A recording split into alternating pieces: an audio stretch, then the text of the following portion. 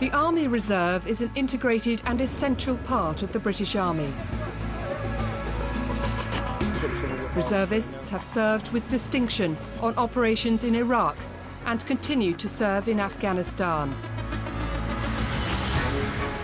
In the reserve, I'm a medic and I'm also a first aider at work in my civilian job. So being able to tie the two in, I can get some more skills from here to take back to my civilian job.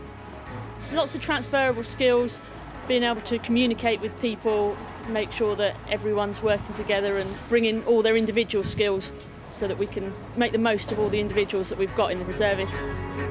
They are volunteer soldiers who operate the same equipment as their regular colleagues, undergo the same rigorous training and, if required, can fulfil almost every role in the Army.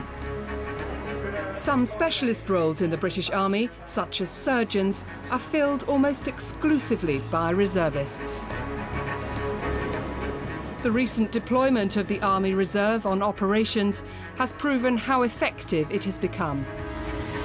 In the future, the Army is going to benefit even more from this pool of first-class professional soldiers.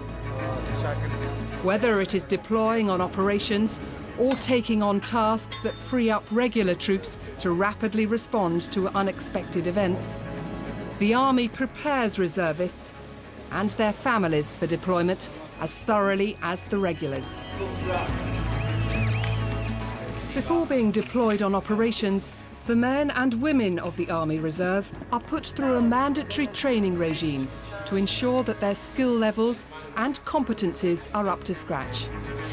Likewise, before going back to their full-time jobs, they go through a process known as decompression, which prepares all soldiers for their return home. A full-time career on top of a part-time commitment to the Army Reserve can be demanding. That is why Sabre was formed, to support both Britain's reservists and employers. Sabre is an organisation that was set up by the MOD. We provide support to the employer and also to the reservist and the chain of command in the field of employer support. The primary benefit for the employer would be the transferable skills that that individual can bring back to the workplace, which will include time management, leadership, confidence, and when they return, they will transfer those skills back into their civilian employment, making them an asset to the employer.